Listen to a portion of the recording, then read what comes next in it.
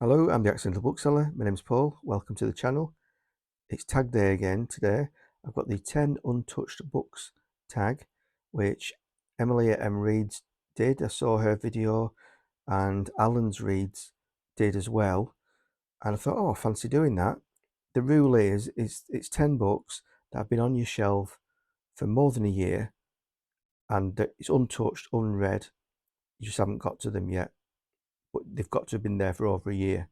So the first book is The Testaments by Margaret Atwood.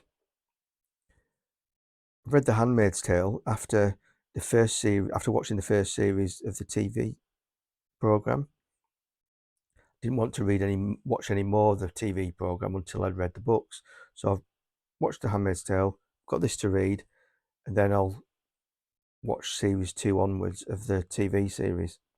I may be committing heresy here, but I actually liked the TV program or that first series. I think I like that more than the Handmaid's Tale, the book, which is unusual because normally you like the book, don't you? So I've got this to read as well. Yeah, I just haven't got to it yet because I just haven't got to it yet. There's plenty of other books to have been reading, which I have, but I do want to get to it soon so that I can get the TV series polished off. The second book is Kazuo Ishiguro's The Buried Giant. I read Never Let Me Go as the monthly book for the book club that I go to last summer, and it was a bit of an eye opener because I'd never touched Kazuo Ishiguro before, and I really should have done because it's a cracking read and nothing like what I'd assumed it would be. I'll read the back of this. The Romans have long since departed, and Britain is steadily declining into ruin. The Buried Giant begins as a couple, Axel and Beatrice, set off across a troubled land of mist and rain in the hope of finding a son they have not seen for years. They expect to face many hazards, some strange and otherworldly, but they cannot yet foresee how their journey will reveal to them dark and forgotten corners of their love for one another. I've had this for, I think I'm going to, what, I've had it on my shelf for a while. 2015. I reckon I've had it on my shelf for about 5 years, but soon not to be. Well, it'll always be on my shelf, obviously, but I want to read it.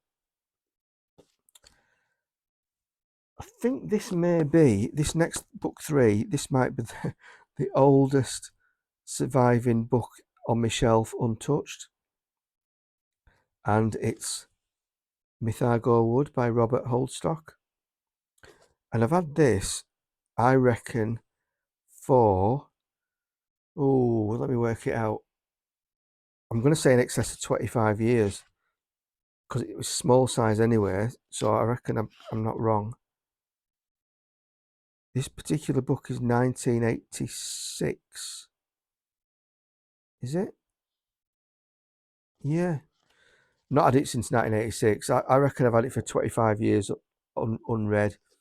In Lancaster, where I grew up, there used to be a bookshop called Interstellar Master Traders, which was just a quiet bookshop, which I never saw anyone in there when I was in there, but the guy who ran it was just such a nice bloke.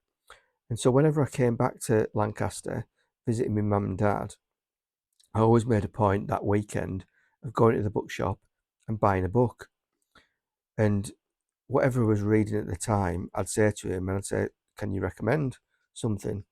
And at some stage, he recommended Mythago Wood. I'm ashamed to say I've never read it since buying it.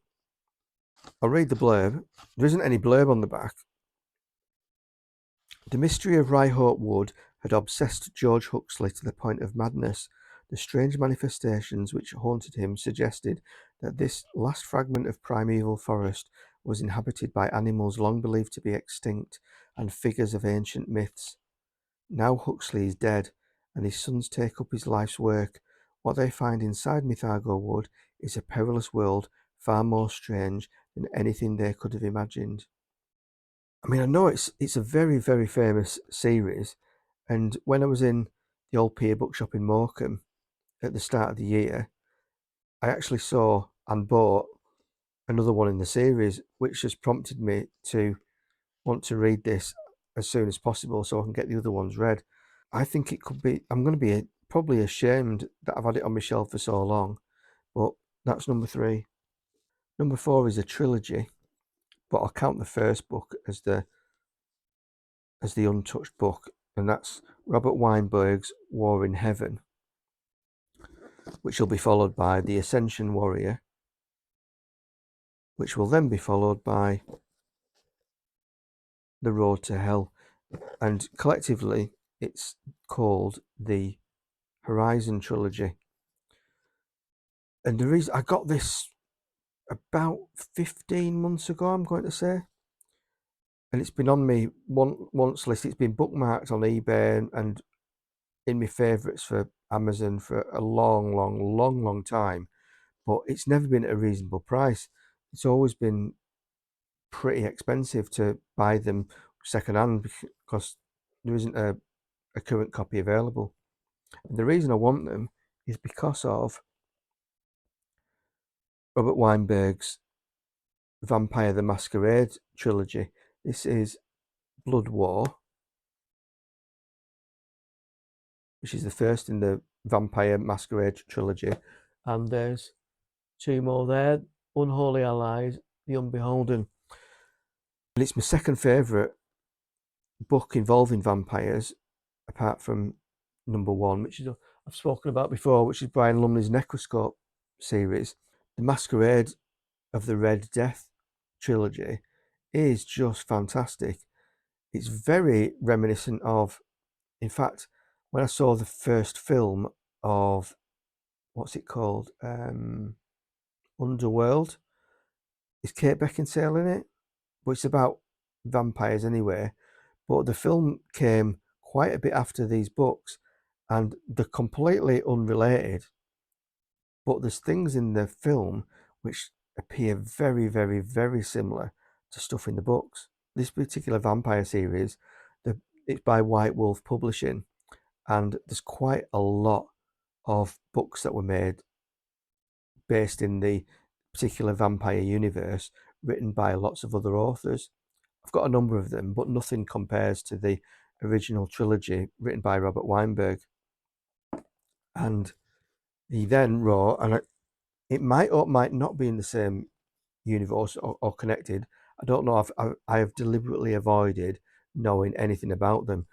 Weinberg's writing is so great, or was so great, because he has passed now, that I got them. I think I ended up paying about 18 quid for the 3 of them, which is extraordinary value given what they were going for the several years before I got them. Next book is Altered Carbon by Richard Morgan.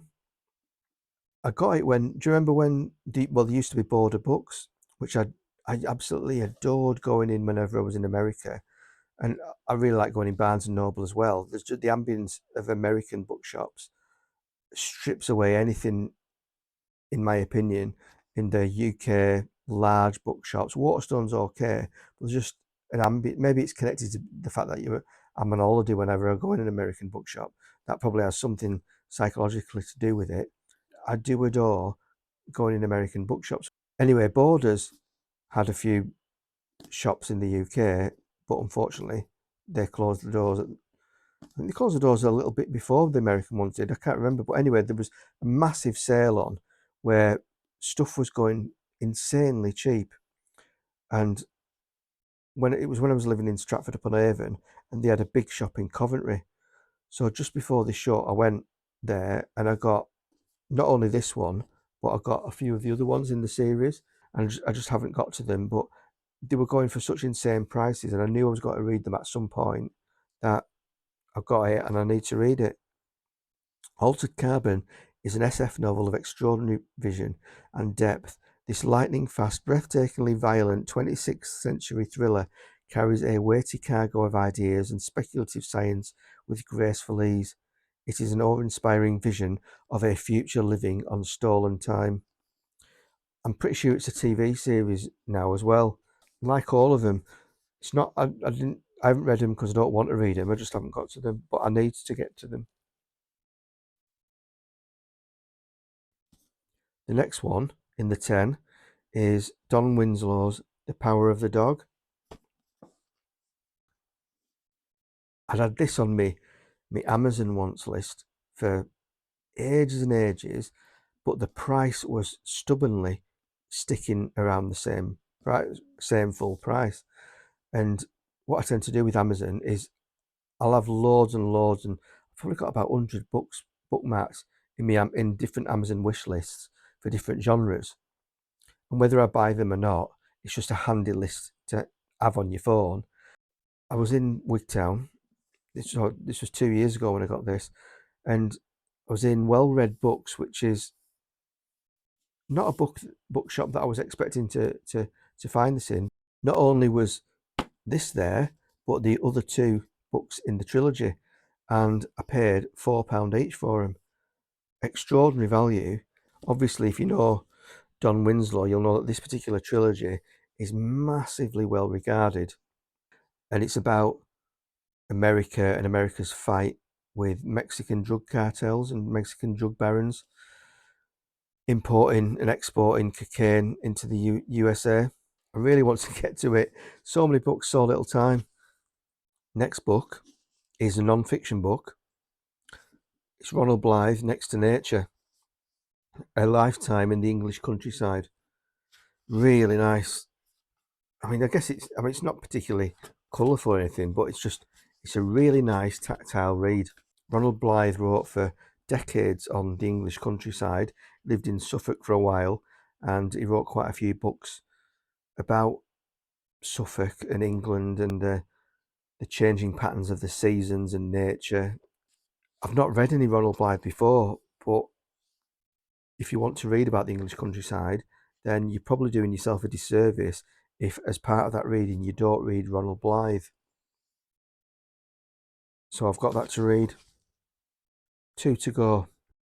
This one is a meaty tome of 867 pages, and it's China Mierville, Perdido Street Station. I've got this one signed by China. He was appearing at the Cheltenham Literature Festival in roughly, I'm going to say 2012, maybe 2011.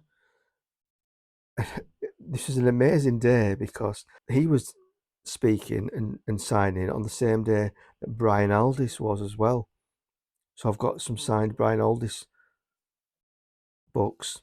China's a really intelligent guy when he's in conversation. Really enjoyed listening to him. So I got maybe 4 or 5 books while I was there because I had opportunity to get them signed. So I thought I may as well. I will read the back, the blurb of this. The metropolis of New Crobazon sprawls at the centre of the world. Humans and mutants and arcane races brood in the gloom beneath its chimneys, where the river is sluggish with unnatural effluent and factories and foundries pound into the night. For more than 1,000 years, the Parliament and its brutal militia have ruled here over a vast economy of workers and artists, spies and soldiers, magicians, junkies and whores. Now a stranger has arrived with a pocket full of gold and an impossible demand, and inadvertently, clumsily, something unthinkable is released. As the city becomes gripped by an alien terror, the fate of millions lies with a clutch of renegades and outcasts on the run from lawmakers and crime lords alike. The urban nightscape becomes a hunting ground. Battles rage in the shadows of uncanny architecture, and a reckoning is due at the city's heart under the vast chaotic vaults of Perdido Street Station. So it's the first in the series, and other ones in the series are thick as well. But I got the sense when he was talking about it that although it's sci-fi-ish, it's fantasy-ish, it's Lovecraftian-ish as well. I guess the secret of that is given away by when he says, battles rage in the shadows of uncanny architecture. I just need to read it. But the thing is about thick books is that I go through periods of reading thick books and non-thick books, and I'm kind of in a period now where I want to read quantity, where I can get through a lot of books, but you can't get through a lot of books when they're that thick. So the last book in the 10 Untouched Books tag is by Mike Leach and Buddy Levy, Geronimo, Leadership Strategies of an American Warrior. So I've got this to read, and I've also got, I want to do an American reading month or session. So I've got that Mike Leach book, and I've got the David Reynolds book, America, Empire, and Liberty, which I got new. And then this had been on my wants list for ages, and I saw it at a book fair, Bury My Heart at Wounded Knee, an Indian history of the American West. I want to read all these at the same time that I get Lonesome Dove. So I really want to read that. So there's those to read, but I got Mike Leach because Mike Leach was the head coach of various college teams. So my particular team that I support is Colorado University, the Colorado Buffaloes. And I supported them from about 1989-90. It's been a long time between drinks for success. They've been relatively successful recently with Deion Sanders at the helm, but long periods of non-success. So what I took to do is follow and sort of support particular coaches where I liked their coaching style or philosophy. Mike Leach is famous for the air raid offense, particular type of passing offense. He coached at Texas Tech, coached at Washington State. Other coaches, other are known as air raid disciples. So, for example, Cliff Kingsbury, who's currently the offensive coordinator at Washington in the NFL, he actually played quarterback in college for Mike Leach. Patrick Mahomes, quarterback of Kansas City Chiefs. So even if you don't follow American football, you might have heard of Patrick Mahomes. He played under Cliff Kingsbury. So and he's sort of an air raid quarterback, although not necessarily in one now under Andy Reid. And yeah, so I just wanted to read because I've always followed Mike Leach's teams because I liked his offense. I just wanted to read a Mike Leach book. He sadly passed away about 18 months ago. I've had this maybe 3 years, I think. 2015. I didn't realize it was that old, but yeah, I've only had it about 3 years. Really looking forward to reading this, but I want to read it at the same time as the other ones that I've just shown you and Lonesome Dove, which I don't have yet. And I think I'm really going to like Lonesome Dove. I don't want to get any old battered copy of it. I want to get a nice copy of it. So if I see it, I'll get it. And when I get it, I can read them all together. First rule of doing a 10 unwatched books tag is to be able to count to 10. I did 9 on the other video. I recorded it, edited it, uploaded it, scheduled it for next week, so I'm going to be aware. And the bit where I'm on it, carrying the books, I could only see 9 books. Sure enough, I'd missed the 10th book that I'd written down in the pad when I was coming up with a 10. Apologies for the this extra, but here's the 10th book. It's Islandia by Austin Tappan Wright. And I bought it in a bookshop in Northwich.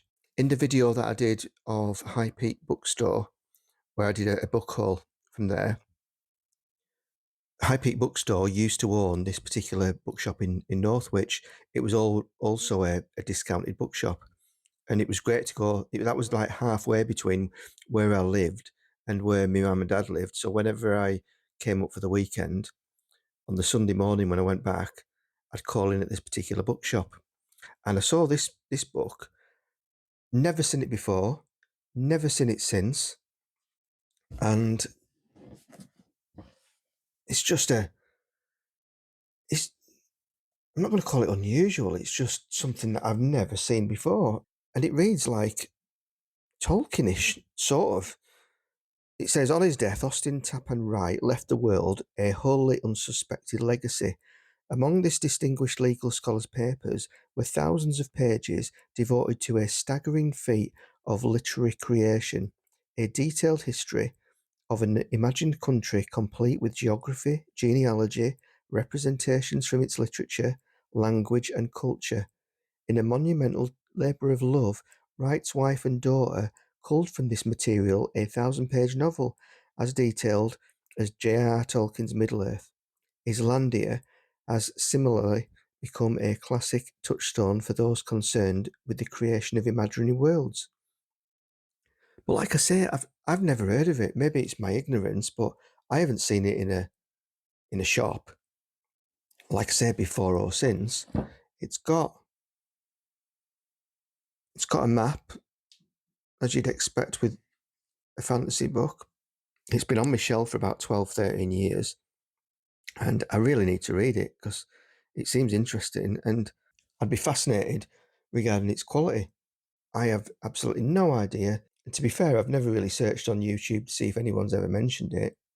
But the fact that it mentions Tolkien, I guess, which is easy to do, but it just fascinates me what type of book and what quality of book this is. So this is the 10th untouched book, which should have been in the other video, and I will now edit it in. So yeah, back to the other one. So there's my 10. If you like this video and want to see more, by all means click subscribe. It'd be very much appreciated. Until next week, I say good night. Thank you very much for watching. Goodbye.